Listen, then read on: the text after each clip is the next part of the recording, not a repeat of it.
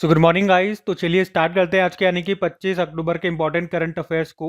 तो इस प्रश्न में आपसे पूछ रहे अभी हाल ही में किसने पे विद म्यूचुअल फंड नाम से एक सुविधा एक फीचर को शुरू किया है। तो आंसर होगा यूपीआई ने। यूपीआई मतलब यूनिफाइड पेमेंट इंटरफेस। तो अभी यूपीआई ने तत्काल लेन देन के लिए पे विद म्यूचुअल फंड नाम से एक सुविधा शुरू की है। मतलब अब आप अपने लिक्विड म्यूचुअल फंड से सीधे यूपीआई पेमेंट कर सकेंगे। तो इससे अब आपको सेविंग अकाउंट में पैसे रखने की ज़रूरत नहीं होगी और यहाँ पे आपको इंटरेस्ट भी सेविंग अकाउंट से ज़्यादा मिलेगा। अच्छा, लिक्विड म्यूचुअल फंड से आप क्या समझते हैं? तो ये डेट म्यूचुअल फंड होते हैं। यहाँ पर आपको कम समय के लिए पैसा रखने का विकल्प मिलता है। रिटर्न के साथ साथ जल्दी पैसा निकालने की सहूलियत भी आपको मिलती है। यहाँ पे 15 दिन से लेकर के 91 दिन की मेच्योरिटी वाली स्कीम्स होती है और निवेश करने पर कोई लॉक इन नहीं होता, मतलब जब भी चाहो आप पैसा निकाल सकते हो। कोई एग्जिट फीस वगैरह भी नहीं लगती है और जो रिटर्न है वो भी आपको लगभग 7% तक मिल जाता है, जो कि सेविंग अकाउंट से ज़्यादा होता है। तो प्रश्न हमारा क्या था कि पे विद म्यूचुअल फंड सुविधा अभी शुरू की किसने? यूपीआई ने। तो जब आप यूपीआई पेमेंट करते हो तो उसके लिए पैसा हमें सेविंग अकाउंट में रखना होता है, लेकिन अब सेविंग अकाउंट में पैसा रखने की ज़रूरत नहीं है। लिक्विड म्यूचुअल फंड में पैसा लगा दो। जब भी मेरे को किसी को भी यूपीआई पेमेंट करना होगा तो डायरेक्ट वहीं से पैसा मैं यूपीआई के माध्यम से पेमेंट कर दूंगा। ये फीचर है। बाकी यूपीआई से कुछ और पॉइंट्स मैं आपको करवाता हूँ। यूपीआई मतलब हमने देख लिया, unified payment interface full form हो गई है। ये एक इंडियन इंस्टेंट पेमेंट सिस्टम है।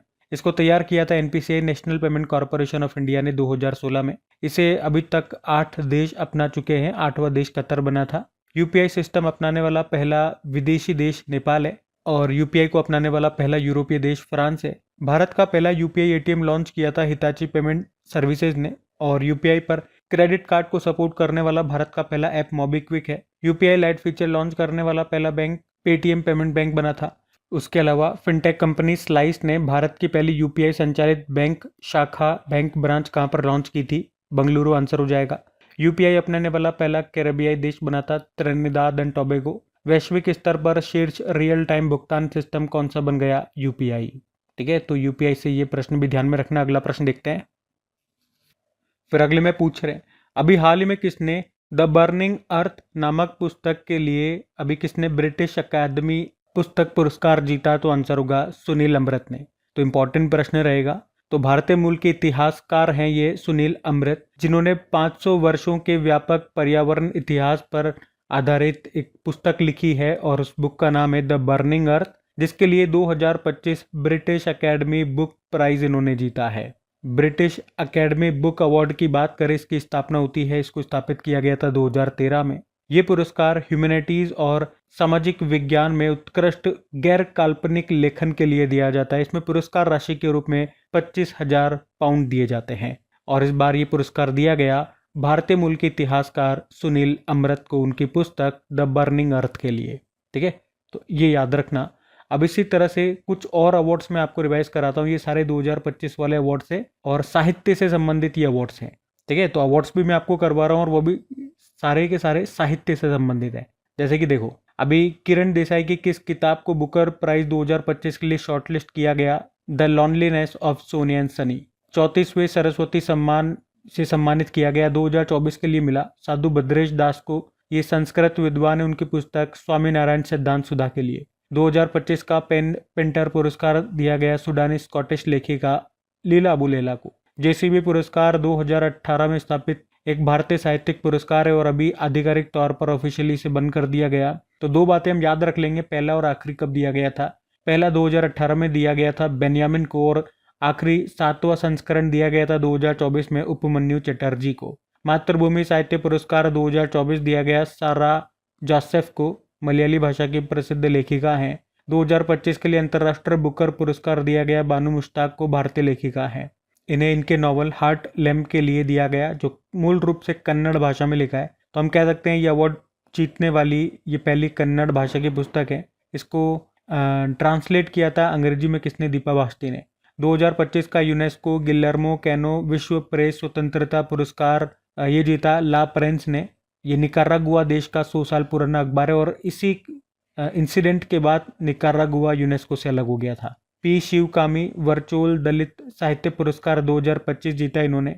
एबेल पुरस्कार, जिसे गणित का नोबेल पुरस्कार कहते हैं, 2025 के लिए अभी दिया गया मसाकी काशिवारा को, जापान से हैं। ग्लोबल टीचर प्राइज 2025 दिया गया मंसूर अल मंसूर को, ये सऊदी अरब से बिलोंग करते हैं। अब इतने सारों में से एक प्रश्न मैं आपसे पूछता हूँ, आप मुझे बताओ अभी 2025 का साहित्य का नोबेल पुरस्कार किन्हें दिया गया था। ये आपके लिए होमवर्क प्रश्न हो जाता है, ध्यान रखना, सारे इंपॉर्टेंट प्रश्न है। अगला प्रश्न देखते हैं।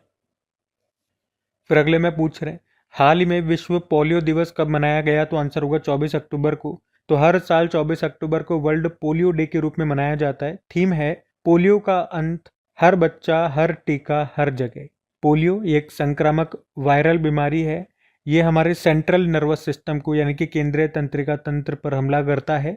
ये वायरस हमारे मोटर न्यूरॉन्स को नुकसान पहुंचाता है, जिससे लकवा हो सकता है और आजीवन विकलांगता का कारण बन सकता है। ये वैसे आपको पता है भारत 2014 में पोलियो मुक्त घोषित किया जा चुका है। पोलियो के टीके की खोज किसने की थी, जोनास साल्क ने। लेकिन अगर पूछे पहला ओरल वैक्सीन, पोलियो का पहला ओरल वैक्सीन मतलब जो मुंह से दवा दी जाती है, वो तैयार किया था एल्बर्ट सेबिन ने।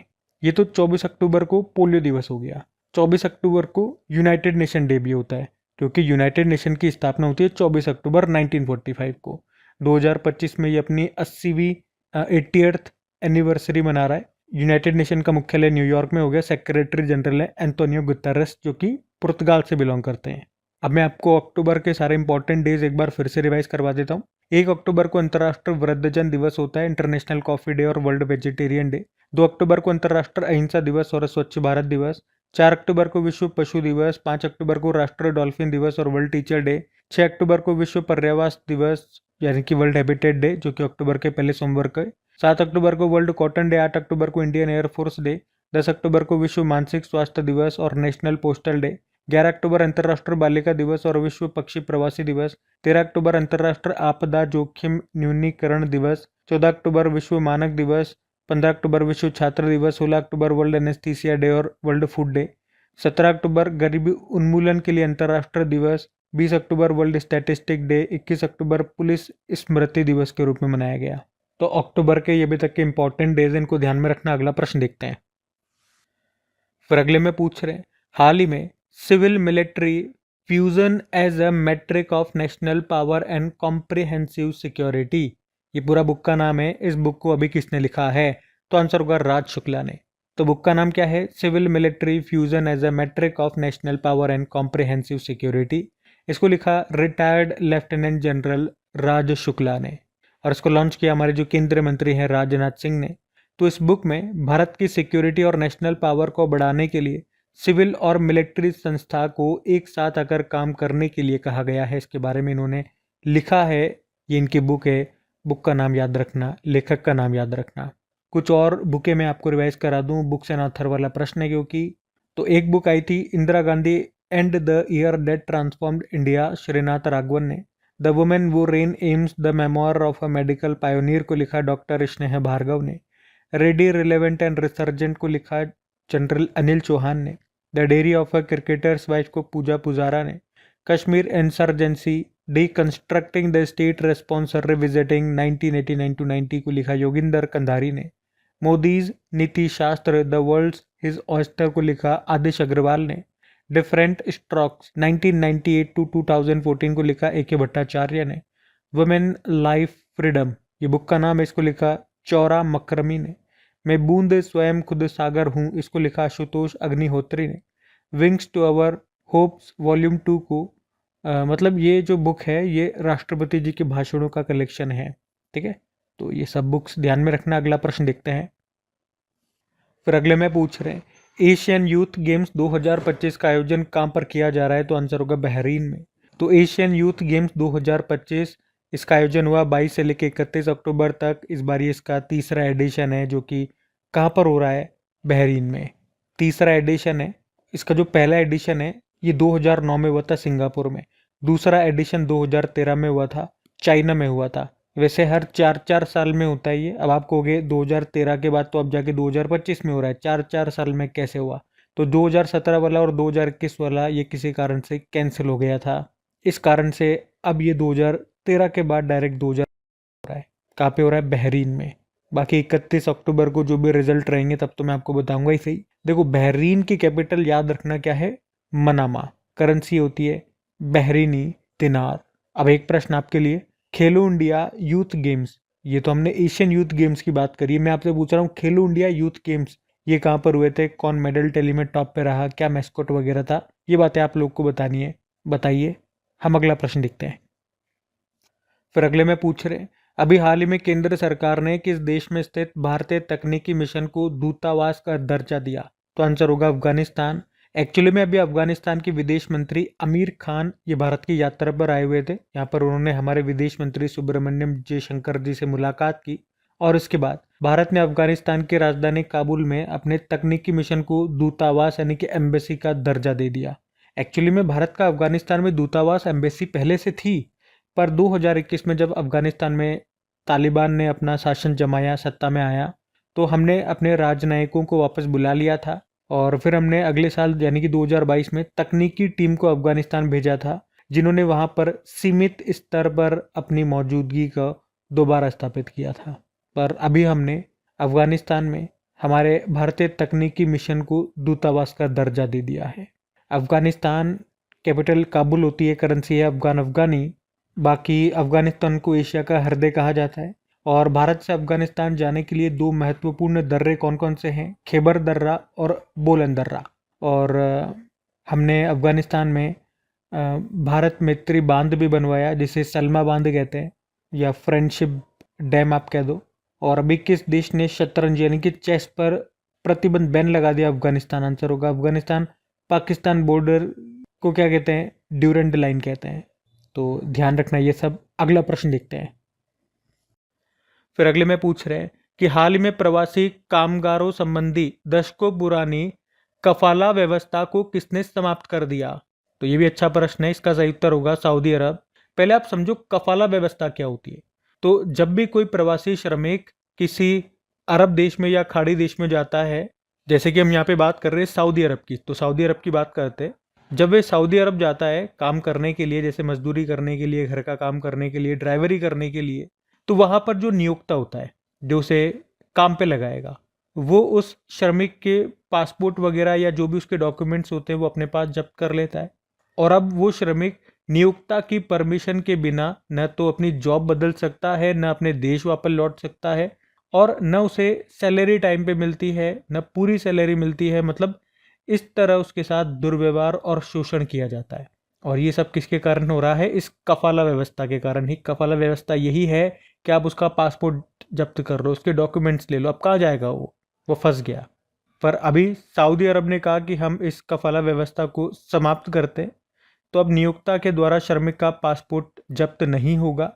श्रमिक अब अपने हिसाब से नौकरी बदल सकेगा और अगर उसने कॉन्ट्रैक्ट साइन नहीं किया तो वो कभी भी अपने देश वापस आ सकेगा। पर ये तो अभी सऊदी अरब ने कहा। इसके अलावा भी कई खाड़ी देश है जहाँ पे ये कफाला व्यवस्था चलती है। कई बार आप यूट्यूब में वीडियोस वगैरह भी देखते होंगे कि मेरा बेटा यहाँ फंस गया या मैं यहाँ फंस गया, मेरे पति फंस गए, पासपोर्ट ले लिया उनसे। तो ये सब इसी कारण से है। अच्छा, अगर मैं आपसे पूछूं कि भारत के किस अनुच्छेद के अनुसार बंधुआ मजदूरी करवाना अपराध है? तो आंसर होगा आर्टिकल 23।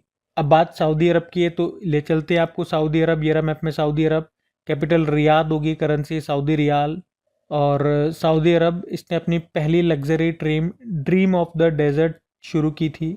उसके अलावा फीफा वर्ल्ड कप 2034 वाले ये सऊदी अरब में होंगे। एशियन गेम्स 2034 में जो है वो सऊदी अरब में होंगे। पहला ओलंपिक स्पोर्ट्स गेम्स का आयोजन अभी हुआ था सऊदी अरब में ही। स्पेस मिशन में जाने वाली सऊदी अरब की पहली महिला बनी थी रियाना बर्नवी। पहली भारत खाड़ी सहयोग परिषद की विदेश मंत्रियों की पहली बैठक रियाद में हुई थी। ग्लोबल टीचर प्राइज 2025 ये जीता मंसूर अली मंसूर ने, ये सऊदी अरब से है। और ई स्पोर्ट्स वर्ल्ड कप 2025 के लिए वैश्विक राजदूत बनाया गया था क्रिस्टियानो रोनाल्डो को। कहाँ पे? जो रियाद में, सऊदी अरब के रियाद में जो ई स्पोर्ट्स वर्ल्ड कप हुए थे उसके लिए। तो ये सारे पॉइंट्स ध्यान रखना सऊदी अरब से। अगला प्रश्न देखते हैं। फिर अगले में पूछ रहे हाल ही में किस देश में 30 दिन का आपातकाल घोषित किया गया? तो आंसर होगा पेरू। तो पेरू की कैपिटल लीमा में अभी 30 दिनों की इमरजेंसी लगा दी गई है। ये इमरजेंसी वहाँ के जो प्रेसिडेंट है जॉस जेरी, उनके द्वारा लगाई गई है। इस इमरजेंसी का उद्देश्य है लीमा में वायलेंट एक्टिविटीज़ यानी कि हिंसक गतिविधियों को कंट्रोल करना। एक्चुअली में लीमा में वायलेंस की एक्टिविटीज़ बहुत ज़्यादा बढ़ गई है। पब्लिक प्लेसेस पर डेथ और वायलेंस बहुत आम बात हो गई है। पिछली सरकार इस वायलेंस को रोकने में विफल रही थी, इसी कारण से वो गिर गई थी। और इसके कारण अभी वहाँ के जो इंटरिम प्रेसिडेंट बनाए गए थे जॉस जेरी, उन्होंने इमरजेंसी वहाँ पे लगा दी है। अच्छा, बात पेरू की हो रही है तो ले चलते हैं आपको पेरू में। ये रहा मैप में पेरू। ये साउथ अमेरिकी कॉन्टिनेंट का एक देश है जिसकी कैपिटल लीमा हो गई और करेंसी है सोल। प्रेसिडेंट इंटरिम प्रेसिडेंट बनाए गए थे जॉस जेरी, इनका नाम है। ठीक है, अगला प्रश्न देखते हैं। फिर अगले में पूछ रहे हैं, अभी हाल ही में रक्षा मंत्री ने शौर्य वन का उद्घाटन कहाँ किया? तो आंसर होगा जैसलमेर में। हमारे जो केंद्रीय रक्षा मंत्री हैं राजनाथ सिंह, अभी उन्होंने राजस्थान के जैसलमेर में शौर्य वन और कैक्टस पार्क का उद्घाटन किया। तो यहाँ पर भारतीय सेना के इतिहास, युद्धों और वीर जवानों की गाथाएं प्रदर्शित की गई। इसके अलावा उन्होंने एक लाइट एंड साउंड शो भी शुरू किया जो कि पर्यटकों और स्थानीय लोगों के लिए आकर्षण का केंद्र रहा। अभी हमारे जो रक्षा मंत्री हैं राजनाथ सिंह जी, ये जैसलमेर गए हुए थे और वहाँ पर उन्होंने आर्मी कमांडर कॉन्फ्रेंस में पार्टिसिपेट किया। इस कॉन्फ्रेंस में उन्होंने देश की सुरक्षा व्यवस्था और सैन्य तैयारियों को लेकर चर्चा की। तो याद रखना, जैसलमेर में ही शौर्य वन का उद्घाटन किया रक्षा मंत्री राजनाथ सिंह ने। अगला प्रश्न देखते हैं। फिर अगले में पूछ रहे हैं कि अभी हाल ही में किस राज्य में स्कूल पाठ्यक्रम में शतरंज को शामिल किया गया? तो आंसर होगा गोवा। तो अभी गोवा सरकार ने स्कूलों और कॉलेजों के पाठ्यक्रम में शतरंज को शामिल कर लिया है ताकि छात्रों में आत्मविश्वास बढ़ाया जा सके और उनमें रणनीतिक सोच को विकसित किया जा सके। अब देखो यहाँ पे दो बातों की हम चर्चा करते हैं। एक तो गोवा में आपको लेकर के चलता हूँ, फिर चेस से संबंधित कुछ प्रश्न मैं आपको कराता हूँ। पहले देखो, ये रहा मैप में गोवा, कैपिटल पणजी हो गई जो कि मांडवी नदी के किनारे स्थित है। मुख्यमंत्री प्रमोद सावंत है, गवर्नर है अशोक गजपति राजू। गोवा मुक्त दिवस लिबरेशन डे होता है 19 दिसंबर को। उसके अलावा पुराने भारतीय समुद्री निर्माण तकनीक से निर्मित सिला हुआ जहाज कहाँ पर लॉन्च हुआ? गोवा में। और सिले हुए जहाज का नाम आपको बताना है। अभी 5वां आसियान भारत युवा सम्मेलन हुआ गोवा में। पूर्ण कार्यात्मक साक्षरता का दर्जा हासिल करने वाला भारत का दूसरा राज्य बना था गोवा, पहला मिजोरम है।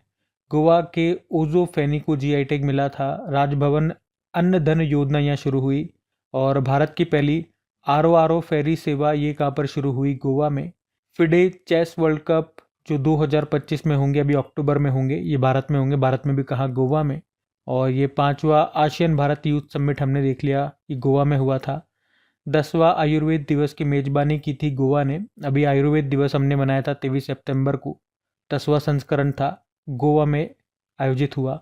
और महाजय घर योजना यहाँ पर शुरू हुई थी। तीसरा इंटरनेशनल पर्पल फेस्टिवल 2025 का आयोजन भी हुआ था गोवा के पणजी में।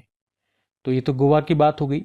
अब चेस की बात है, तो चेस से संबंधित जो भी इंपॉर्टेंट प्रश्न बनते हैं वो मैं आपको रिवाइज कराता हूँ।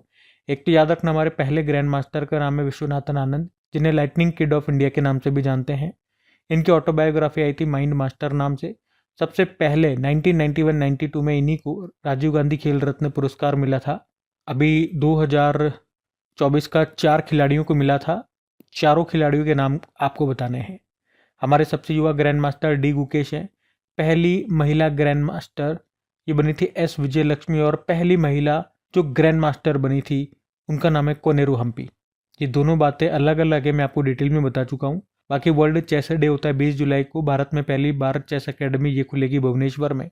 2024 में जो 45वां चेस ओलंपियाड हुआ था हंगरी बुडापेस्ट में, मेल और फीमेल कैटेगरी दोनों को भारत ने जीता। उसके अलावा 2026 में जो 46वां फिडे चेस ओलंपियाड है ये ताशकंद उज्बेकिस्तान में हुआ।